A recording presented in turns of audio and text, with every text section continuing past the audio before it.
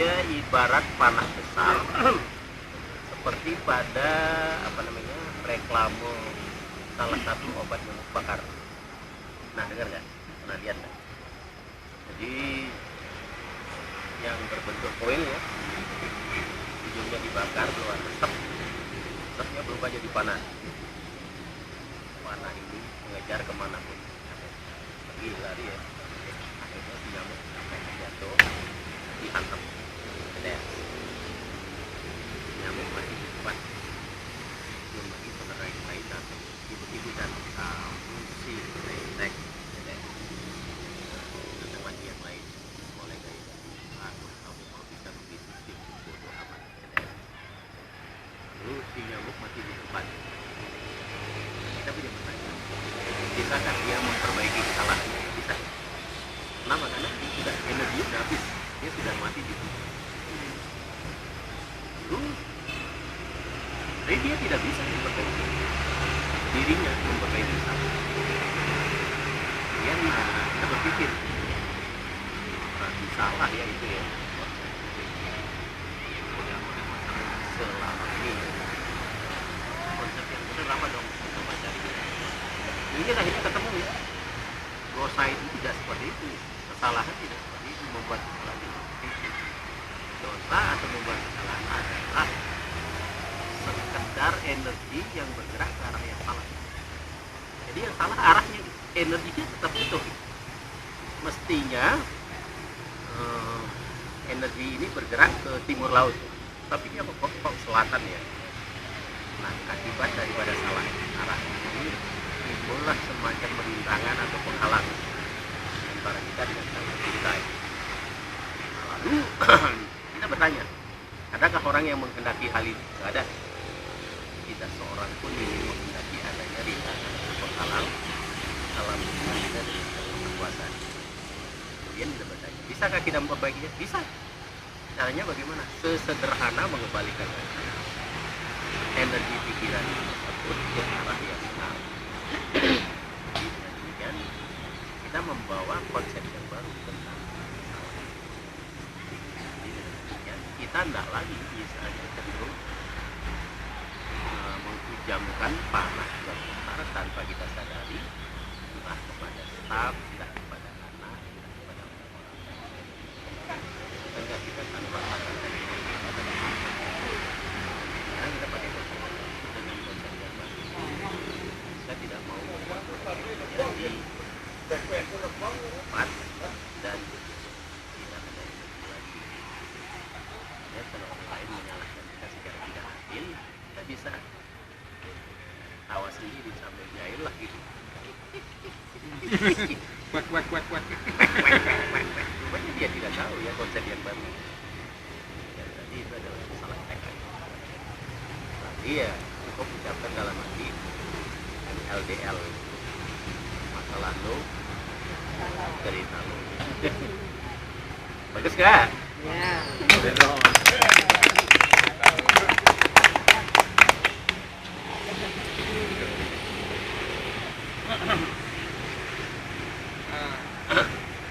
Masuk akal ya? Jadi ada 2 jurus ya. Ada 2 jurus yang kita dapatkan pagi ini, bonus 1 gitu. Karena rencananya sebetulnya setiap itu cukup 1 jurus lagi. Supaya nanti Penasaran lagi harus datang. penasaran, lalu masing-masing kita mengajak teman datang, lalu katakanlah community ini akan menjadi lebih besar gitu ya.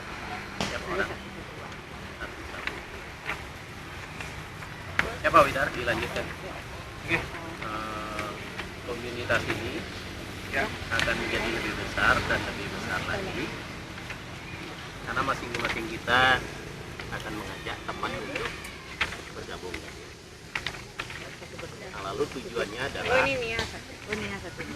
agar lebih banyak lagi yang bisa mengambil manfaat kencang gitu. Iya. Cuman dari awal kita harus komit ya, bahwa sering sekali komunitas itu kalau sudah besar itu justru di situ akan timbul konflik.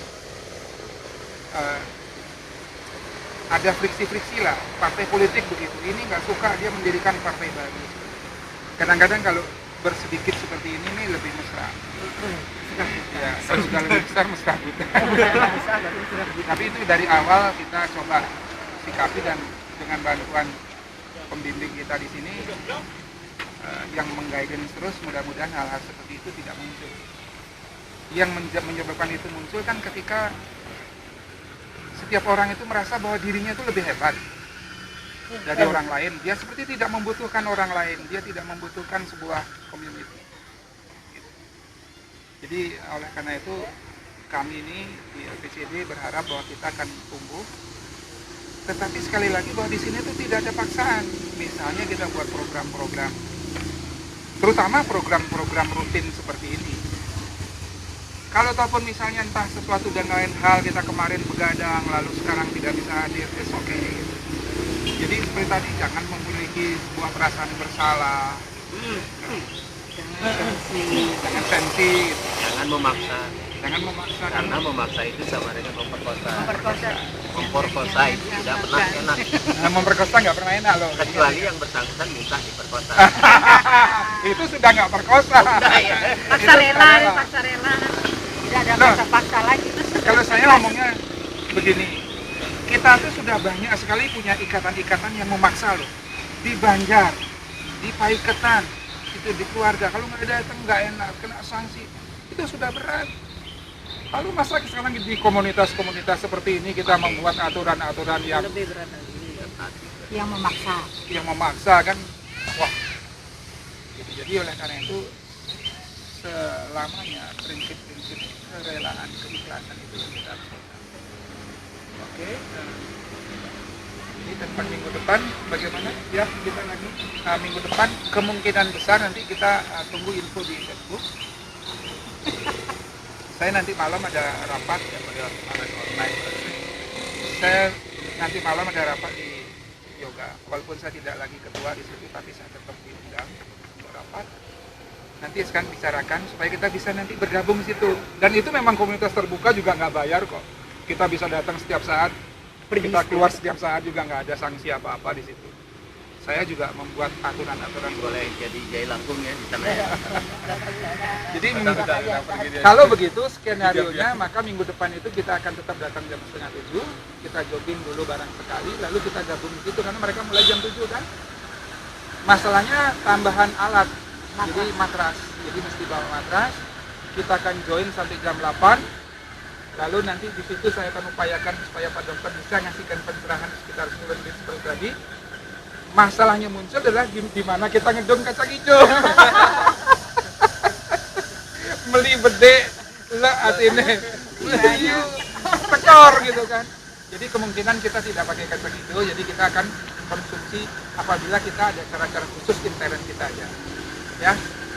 Kecuali di situ memang ada kacang hijau dibagi kan. Saya dulu sering juga makan kacang hijau.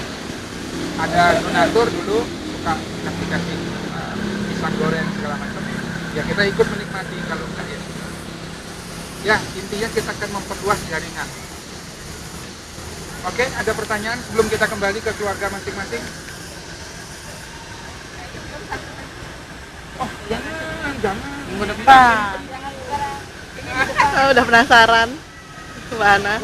Saya masih mengestimate berakhirnya pertemuan acara kita tuh 8.15, jadi masih ada waktu 14 menit dulu ngobrol. Yang barusan Anda Yang baru kenal belum kenal, ini Gak Puspa, ini Tani ya, Teni, ini Bu siapa? Bu Wijay. Ya, Bu Wijay. punya akun Facebook tapi nggak pernah aktif.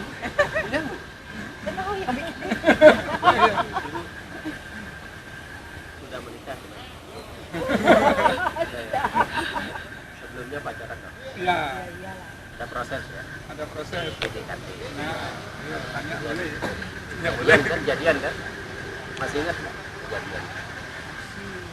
Jam berapanya masih ingat? Kalau jamnya siang ya. Kurang lebih. Jamnya ya. Terus Kalau jadian sama yang mana ya? tempatnya masih ingat? Tempatnya masih. Dia masih ingat. Obrolannya masih ingat?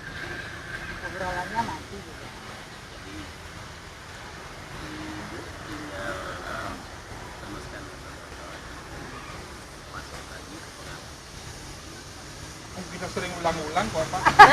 Ya, gentur ulang-ulang. Orang kira kayak pacaran terus Pak. ada di sana. Kayak enggak aja sih. Tapi ini satu sebaliknya itu ada di Iya, jadi malu. itulah tadi Nah ini dia mami kayak enggak aja di yang tadi ya kepada Pak NJP ya, fotonya kok agak serem gitu ya, supaya bisa ditinggai dengan senyum dan bisa dibayangkan masa-masa ini. Cuman yang saya kesel Dok, dia dari dulu selalu bilang bahwa saya dapetin dia buat dia katanya berkah, buat saya. Buat dia musibah. saya enggak pernah kalau ya Allah. Iya ya ngomong. Siapa dia aja apa kata dia Pak? Saya muruk bongol. Kalau yang lain kan kagak bongol, saya muruk bongol. Jadi nyeng saya diam. Cuma dia ngomong suwun. Ini pengantin baru nih. Oke, sama Kami Yanti sudah ya. 25 tahun. September sudah. Sudah perkawinan perak. Iya. Perak dan Ini masih jomblo. 86. 85. Saya 60 tahun lebih jomblo loh. Kita perasaan jomblo terus. Iya.